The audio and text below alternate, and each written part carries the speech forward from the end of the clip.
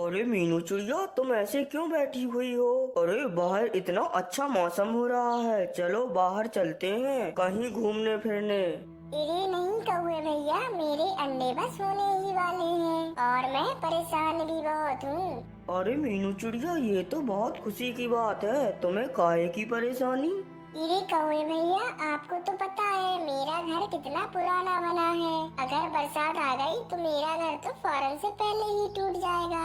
आप ही बताएं अब मैं क्या करूं? मेरी तो तबीयत भी ठीक नहीं है, ऐसे में अपने अंडों की रक्षा कैसे करूंगी? अरे अब कहीं ऐसा ना हो कि चिड़िया मुझे ही अपने घोंसले की मरम्मत करने के लिए बोल दे। मैंने तो अपना घोंसला बड़ी मुश्किल से बनाया है। अरे अब तो मुझे यहाँ से जाना ही होगा। कालू कौवा मन ही मन में ऐसा सोचता है। अच्छा मीनू चिड़िया, अब मैं चलता हूँ, मुझे एक काम याद आ गया है। और कौवा वहाँ से चला जाता है। फिर क्या था, अब बस रात हो जाती है और मीनू चिड़िया उसी परेशानी में सो जाती है।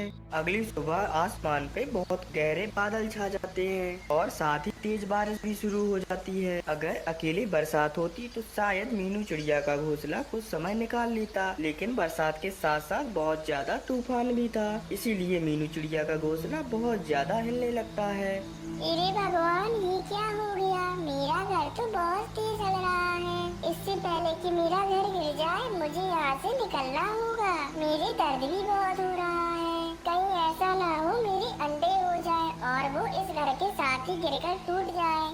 और फिर मीनू चिड़िया अपने घर के गिरने से पहले ही बाहर निकल जाती है। अभी वो अपने घर से बाहर निकली ही थी तभी उसका घर गिर जाता है। बाहर बारिश भी बहुत ज्यादा तेज हो रही थी और मीनू चिड़िया के घर के पास ही कालू कौवे का घर था। फिर क्या था, मीनू चिड़िया सीधे कालू कौवे के घर पर चली जाती है और जाकर कौवे के दरवाजे पर दस्तक देती है। अरे कौवे भैया दरवाजा खोलो। अरे हाँ मीनू चिड़िया, बोलो क्या बात है? इतनी तेज बारिश में तुम घर से कैसे निकल पड़ी? अरे कौवे भैया, मैंने अपने घर के बारे में बताया था ना, बहुत तेज बारिश और हवा की वजह से टूट गया है। कौवे भैया, मेरे अब अंडे भी होने वाले हैं, प्लीज आप अपने घर में मुझे आने दें।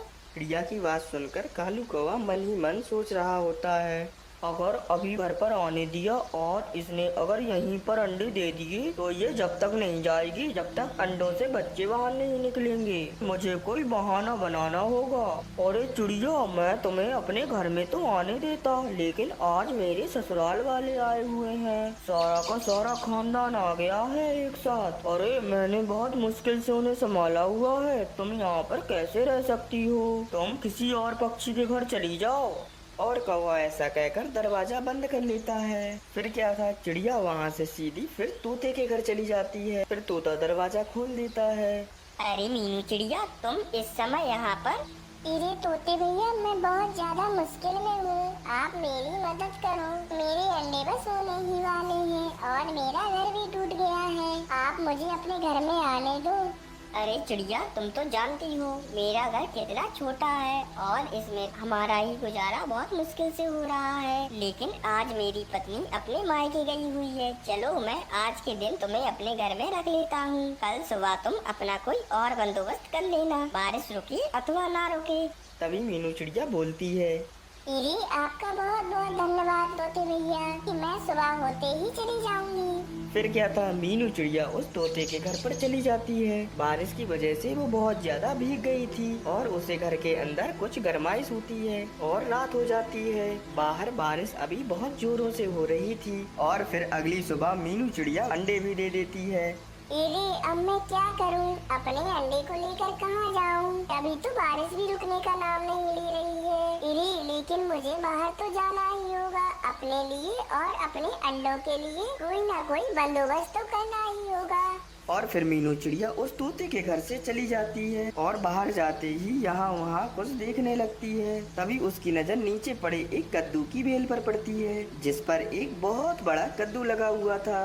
अरे क्यों ना मैं इस कद्दू के अंदर सुराख करके इसे खोखला कर लूं और इसे अपना घर बना लूं, इसमें मेरी अंडे सुरक्षित रहेंगे। फिर क्या था, वो उस बड़े से कद्दू में सुराख कर लेती है और उसके अंदर जाकर उस कद्दू को पूरा खोखला कर लेती है। इस काम में उसे मेहनत तो बहुत लगती है, लेकिन अपने अंडों के लिए वो खुद में हिम्मत पैदा करती है। फिर क्या था, वो अपने अंडे लाकर उस कद्दू में अब बैठ जाती है। कद्दू तो उसके अंडों के लिए बहुत ज्यादा सुरक्षित घर बन गया था, लेकिन बारिश तो अभी भी हुए जा रही थी। फिर क्या था, उस लगातार बारिश के होने के कारण उस कालू कौवे का भी घर टूट जाता है और उसे अब समझ नहीं आ रहा था कि वो कहाँ जाए। उसके जहन में अभी मीनू चिड़िया आ रही थी और वो बहुत ज्यादा शर्मिंदा भी हो रहा था। अरे ये तो मुझे उसी पाप की सजा मिली है जो मैंने उस मासूम चिड़िया के साथ किया था। वो कितनी ज्यादा बेबस होगी जब वो मुझसे मदद मांगने के लिए आई थी और मैंने उसकी एक भी ना सुनी थी। कौवा खुद से बातें कर रहा था तो मीनू चिड़िया उसकी बातें सुन रही थी। इरे कौवे भैया, आप यहाँ आ जाएं, मैंने अपना नया घर बनाया है। अरे मीनू चिड़िया, ये कद्दू का घर? इरे हाँ कौवे भैया, ये बहुत सुरक्षित घर है और तेज बारिश में टूटेगा भी नहीं। अरे मीनू चिड़िया, मुझे माफ कर दो। इरे कौवे भैया, आपको माफी मांगने की कोई जरूरत नहीं है। जो होता है अच्छे के लिए ही होता है। और फिर कौवा शर्मिंदा होता हुआ मीनू के घर पर चला जाता है। एक जंगल में काफी ज्यादा गर्मी हो रही होती है क्योंकि इस जंगल में सूखे का मौसम आ गया था, जिस कारण सभी पक्षी गर्मी की वजह से बहुत ही ज्यादा परेशान होते हैं और सारे पक्षियों को दाना ढूंढने में बहुत ही ज्यादा दिक्कत होती है। अरे मीनू चिड़िया, इस बार सूखे के मौसम में बहुत ही ज्यादा गर्मी पड़ रही है। अब हम सब पक्षी इतनी गर्मी में दाना ढूंढने के लिए कैसे जाएंगे? इरे हाँ मिट्टू भैया, परंतु इस समस्या का कोई हल भी तो नहीं है। हमें अपने पेट भरने के लिए भोजन की तलाश तो करनी ही पड़ेगी। मीनू चिड़िया भोजन की तलाश कर रही होती है कि तभी उसे आसमान में एक बादल मिलता है। अरे मीनू चिड़िया, तुम इतनी चिंतित क्यों लग रही हो? आखिर क्या बात है? इरे बादल भैया, मैं दाना ढूंढने की वजह से बहुत ही ज्यादा चिंतित हूँ, लेकिन गर्मी के कारण मुझसे दाना नहीं ढूंढा जा रहा है। मीनू चिड़िया, मेरे पास तुम्हारी समस्या का एक हल है। चलो, तुम मेरे साथ चलो। तभी मीनू चिड़िया बादल के ऊपर बैठ जाती है और बादल मीनू चिड़िया को चंद्रमा की तरफ ले जाता है। इरे बादल भैया, ये तो आप मुझे चंद्रमा पर ले आए हो। हाय, ये चंद्रमा कितना सुंदर है। अरे मीनू चिड़िया, जाओ चंद्रमा पर, तुम्हें यहाँ पर एक चांद परी मिलेगी। तुम उससे एक जादुई ताज मांग लेना। फिर क्या था, मीनू चिड़िया चांद परी के पास चली जाती है। इरे चांद परी, मैं बहुत ही बड़ी समस्या में घिरी हुई हूँ, मेरी मदद करो, मुझे एक जादुई तार दे दो। अरे ये तुम क्या कह रही हो चिड़िया, तुम यहाँ पर कैसे आई? चली जाओ यहाँ से, जाओ चली जाओ यहाँ से।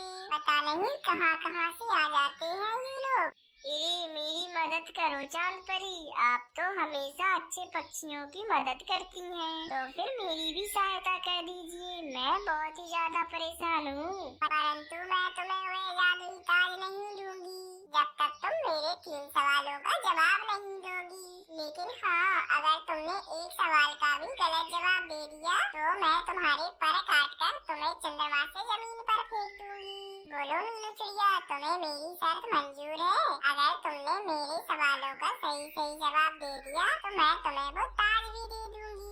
अरे हाँ चांद परी, मुझे तुम्हारी शर्त मंजूर है। मैं अपने पक्षियों के खातिर मैं अपनी जान खतरे में नहीं डाल सकती हूँ। मुझे यकीन है कि मैं इन तीनों सवालों का अच्छे से जवाब दे दूंगी। ठीक है, तो ये लो मेरा पहला सवाल। वो कौन सी चीज है जो जीवित हो तो जमीन में दफन कर देती है और वो मर जाए तो उसे जमीन से बाहर निकाल लेते हैं और जब वो जीवित होता है तो उसे जमीन पर लगा लेते हैं। फिर क्या था, मीनू चिड़िया चांद परी का सवाल सुनकर सोचने लगती है कि आखिर इसका सही जवाब क्या होगा। इरे हाँ चांद परी, इस सवाल का जवाब है पौधा। जब वह मर जाता है तो उसे जमीन से निकाल लेते हैं और जब वह जीवित होता है तो उसे जमीन पर लगा लेते हैं। बहुत ही अच्छी मीनू चिड़िया, अब सुनो मेरा दूसरा सवाल। अगर हम एक लाल रंग का पत्थर नीले समुद्र में फेंकें तो क्या होगा? इरे चांद परी, ये तो बहुत ही साधारण सा सवाल है। इसका सही जवाब है कि जब हम वे लाल पत्थर नीले समुद्र में फेंकेंगे तो वह गीला हो जाएगा। अरे बहुत ही बुद्धिमान हो तुम चिड़िया, लेकिन मेरे तीसरे सवाल का जवाब तुम नहीं दे पाओगी। अच्छा मीनू चिड़िया, चलो इस चीज का जवाब बताओ जो फल भी है और फूल भी है। तभी मीनू चिड़िया ये चांद परी का सवाल सुनकर काफी ज्यादा सोच में पड़ जाती है। इरे ये कैसा सवाल है? आखिर ऐसी कौन सी चीज हो सकती है इरे जो फल भी है और फूल भी है। इरे मैं क्या करूं, मुझे तो कुछ समझ में नहीं आ रहा है। अरे क्या हुआ चिड़िया, मेरे तीसरे सवाल का जवाब नहीं आ रहा है? अरे मुझे तो पहले से ही पता था कि तुम मेरे तीसरे सवाल का जवाब नहीं दे पाओगी। अरे चिड़िया, मेरे 3 गिनने से पहले तुम सवाल का जवाब दे दो, नहीं तो मैं तुम्हारे पर काट दूंगी और तुम्हें धरती पर फेंक दूंगी। 1 2।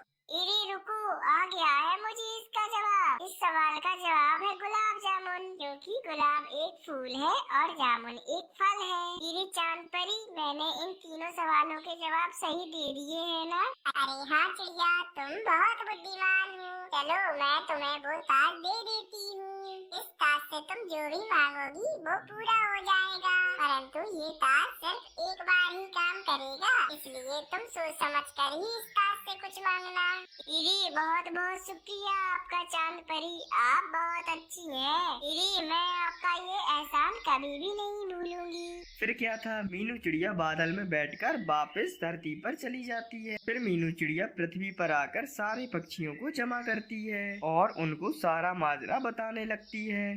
अरे वाह मीनू चिड़िया, ये तो बहुत ही अच्छी बात है। अरे तुम बहुत ही ज्यादा बुद्धिमान हो। अगर तुम्हारी जगह चांद परी के पास कोई और गया हो तो वो चांद परी के तीनों सवालों का जवाब सही नहीं दे पाता। अरे हाँ मीनू चिड़िया, ये तो बहुत ही अच्छा हो गया है। चलो मैं इस ताज से अपने लिए कुछ मांग लेती हूँ। इरे नहीं रंगीन पक्षी, आप इस ताज से कुछ नहीं मांगेंगे, बल्कि मैं इस ताज से सारे पक्षियों के लिए कुछ मांग लेती हूँ। अरे हाँ मीनू चिड़िया, ये भी ठीक है, इससे सारे पक्षियों का भला हो जाएगा। अरे चलो मांगो मांगो मांगो, जल्दी मांगो। अरे तुम चुप करो रंगीन पक्षी, कब से बोले जा रहे हो। अरे जब तुम चुप होगी जभी तो चिड़िया कुछ मांग पाएगी इस ताज से। ये जादुई ताज हम सभी पशु पक्षियों को सूखे का मौसम खत्म होने तक खूब सारा दाना दे दो। फिर क्या था, वहाँ पर सभी पक्षियों के पास बहुत सारा भोजन आ जाता है और सारे पशु पक्षी बहुत ही ज्यादा खुश हो जाते हैं।